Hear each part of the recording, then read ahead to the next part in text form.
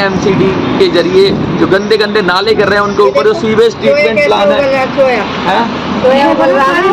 हाँ, ये कूड़ा है सारा, पानी चल रहा है नीचे से पानी आ रहा है। अच्छा, ये देखो ना, झाग नहीं आ रहा है, पेड़ के नीचे से देखो पानी, नीचे से पानी आ रहा है। कहने का मतलब ये है लक्ष्मीनगर में एक बहुत हृदय विदारक घटना भी घटी थी। उससे पहले जब बहुत ज्यादा पानी आया था तो यहीं पर एक बिल्डिंग गिर गई थी, ये जल, और उसमें कम से कम मुझे जहाँ तक याद आ रहा है 100 के करीब लोग शायद दब गए थे और काफी लोग मर भी गए थे। तो ऐसा हालात हो।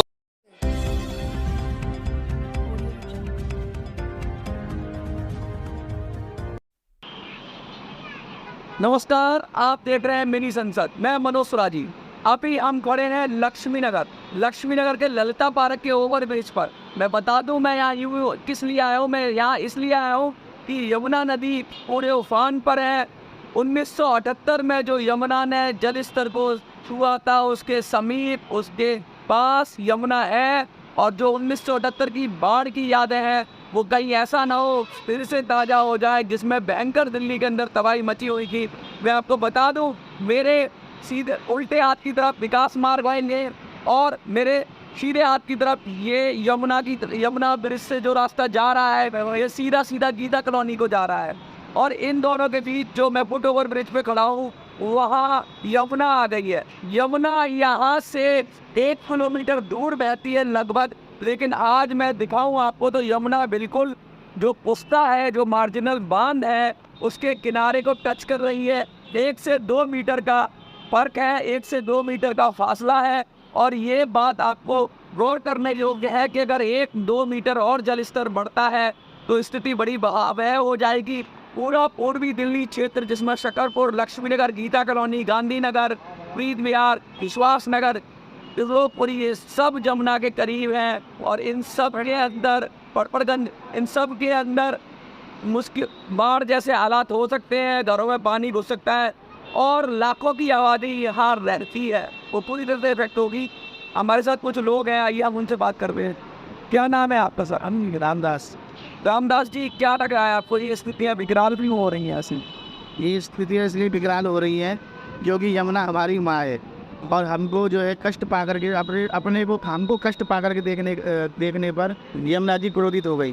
क्योंकि यहाँ की सरकार जो है अपने बारे में ही सोचती है और दूसरे के बारे में नहीं सोचती हो।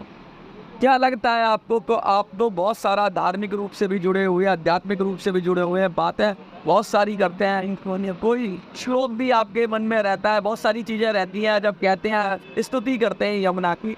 लेकिन क्या लग रहा है ये सब चीज़ें होने के बाद भी वापस सरकारें क्यों ध्यान नहीं दे रही है? हमारा संबंध यमुना जी से बहुत खास है, दिल्ली वालों का। भगवान का पहला विवाह रुक्मणी जी के साथ में बड़ी धूमधाम से हुआ और भगवान का दूसरा विवाह सत्यभामा जी के साथ में हुआ।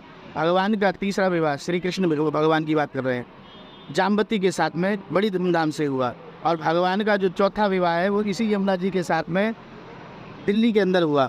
अर्थात भगवान की यमुना जी पटरानी लगती हैं और पत्नी लगती हैं। और हमारा जो संबंध है यमुना जी से, वो संबंध है जब पंडित ब्राह्मण हमारे घरों में जो संकल्प कराते हैं, वो कहते हैं क्या, हमारा संबंध ज्ञान कराते हैं यमुना जी से। श्री विष्णु श्री विष्णु श्री विष्णु तत्सत अद्य ब्रह्मणि द्वितीय प्राद्रे श्वेतवारा कल्पे भारतवर्षे भरतखंडे इंद्रप्रस्थ क्षेत्रे जमुना यास तटे। अर्थात यमुना यास तट माने हम जमुना जी के किनारे रहते हैं। उस संकल्प में ये बुलवाना चाहते हैं और ये बताना चाहते हैं कि हम जमुना हमारी माँ है और हम जमुना जी के पुत्र हैं। लेकिन ये जो राजनीतिक हालात हैं, केजरीवाल जी बड़ा दावा करते हैं, कई बार के 1 साल में जमुना साफ कर देंगे, 2 साल में जमुना साफ कर देंगे। क्या लगता है आपको, क्या वो दावे करते हैं या उनके बस का ही नहीं है? उनके बस का कुछ नहीं है केजरीवाल जी के, वो कुछ भी साफ नहीं कर सकते। वो केवल हमारी जेबें साफ कर सकते हैं। शिक्षा प्रणाली अतिशय प्रदूषित। ये सरकार केवल अपने बारे में ही सोचती है और दूसरे के बारे में नहीं सोचती। जनता सोचती है कि सरकार हमारे बारे में सोचती है, पर ये आपकी गलतफहमी है। सरकार किसी के लिए नहीं सोचती, सरकार केवल अपना पेट भरती है और अपने बारे में ही सोचती है। क्या सही थे? अपने अपने घरन की सब काहू को पीर, पर पीर जिसे सब घरन की वो धन्य धन्य रघुपीर। अगर देश के बारे में कोई सोचता है तो वो सच्चे संत सोचते हैं, इस मिट्टी से तिलक करो ये धरती है बलिदान की, वंदे मातरम वंदे मातरम। संत महात्मा रोज तिलक लगाते हैं और मैं आपसे कहता हूँ, कोई भी एक ऐसा नेता बताओ जो रोज़ तिलक लगाता हो। इसका मतलब ये है कि नेता स्वयं में भ्रष्ट हैं और दूसरे को भी आजकल चला रहे हैं, खा रहे हैं। आजकल तो नेता तिलक भी लगा लेते हैं और माला भी पहन लेते हैं और जनेऊ भी धारण कर लेते हैं और भगवा रंग भी पहन लेते हैं। नेता तो बिल्कुल एक तरह से कहते हैं कि रंगा सियार बने हुए हैं। राम जी के समय भी कानने भी था। आर्टिफिशियल ज्वेलरी कितनी भी बढ़ जाए, कितनी भी नकली साधु बढ़ जाए, कितना भी तिलक लगा लो, जनेऊ पहन लो, आर्टिफिशियल ज्वेलरी कितनी भी बढ़ जाए, पर उसमें सोने की कीमत में कभी कोई गिरावट नहीं आती। सोना सोना होता है। संत संत होते हैं और संतों के कारण पृथ्वी टिकी हुई है। लेकिन ये जो यमुना के हालात है, क्या लगता है, क्योंकि यमुना हथनीकुंड बैराज से चलती है जो हरियाणा में है और वहाँ तो बीजेपी की सरकार है, तो वो सरकार क्यों नहीं काम कर रही है? सरकार बहुत काम कर रही है। मुझे ऐसा लगता है भारत का सूर्योदय हुआ है, जो मोदी और योगी इस देश में बैठे हुए हैं।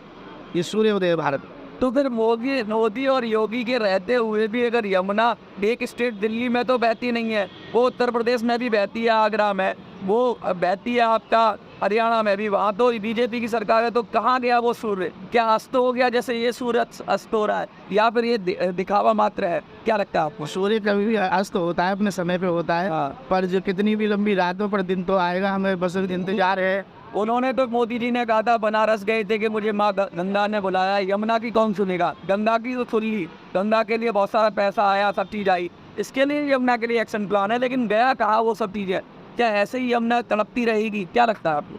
यमुना जी अपना विराट रूप जब दिखाएंगी तो दिल्ली वाले ही अपने आप ही फिर कुछ करेंगे, तब जाके व्यवस्था बनेगी। कुछ महिलाएं भी हमारे साथ हैं। आप 1978 में यहाँ थे, कुछ पता है आपको? पानी आया था, बहुत पानी आया था। मैं कह रही जमीन में पैर नहीं रखूं। अच्छा, इतना पानी हमारे घर के अंदर। यही लक्ष्मी नगर में ही रहती हैं आप? हाँ जी। तो 1978 जैसे हालात लग रहा है आपको? अभी तो नहीं, लेकिन जो ये पुस्ता है, ये तो बहुत पहले नहीं था, कच्चा था, अब ये मजबूत बन गया है, इससे सुरक्षा लगती है। लेकिन अगर ये इतना यहाँ तक आ गया है, पर रात में आ जाएगा। आज रात में आ जाएगा? आज रातों है। हाँ जी, और रेड अलर्ट तो कर रखा है ना। हाँ, रेड अलर्ट है, लेकिन इस एरिया को, खादर क्षेत्र को, इस एरिया को नहीं किया है अभी तरह नहीं है, पर रोड आएगा। क्या लग रहा है आंटी आपको? खतरा ही खतरा है बेचारे गरीब आदमियों के लिए। तो यहाँ तो काफी लोग विस्थापित हुए। हम लोग यहाँ देखने आते थे तो छोटे छोटे बच्चे भी बह करके आए थे। इतना बुरा हालात था? बड़ा बुरा हाल था। अभी पड़ी थी जो 78 में। अच्छा, बुरा हाल है। हम ना जी भी बिल्कुल 45 साल, लगभग 46 साल हो गए इस बात को। क्या लग रहा है आप लोगों के 2010 और 13 में भी हालात काफी नाजुक हुए थे, लेकिन किस्ती चल रही थी जब यहाँ पे। अच्छा, हाँ, बिल्कुल ऐसे घरों के अंदर हमने खाते पे फटेरा नहीं हुआ आ रहे थे। अच्छा, जो गाँव में रोड किनारे फटेरा हो जाता है, उसकी वो बना रखी थी नाव, उसके ऊपर बैठ के आ रहे हो। देखिए, ये बड़े ही नाजुक हालात है यमुना के पास रहने वाले लोगों के। पुरानी यादें हैं, बुजुर्ग हैं, पुरानी यादें याद कर करके बता रहे हैं कि किस तरह का माहौल था। यंग जनरेशन है, बहुत सारे लोग देखने आए हैं, शायद तमाशा लगे उनको, लेकिन ये प्रकृति है, और प्रकृति जब अपना रौद्र दिखाती है तो कब क्या हो जाए कुछ पता नहीं। अभी ये प्रकृति बड़ी शांत लग रही है, लेकिन अगर 1 मीटर जल स्तर बढ़ा तो लेने के देने पड़ सकते हैं। सरकारों को बड़ा सावधानी से इस पर विचार करना होगा और सरकारों को एक्शन प्लान बनाना होगा। यमुना सफाई की बात हो, प्रदूषण की बात हो, बहुत कुछ हो, यमुना एक ऐसी नदी है जो बीमार हो गई है, उसको अपने आप वो स्वस्थ हो जाएगी इस बरसात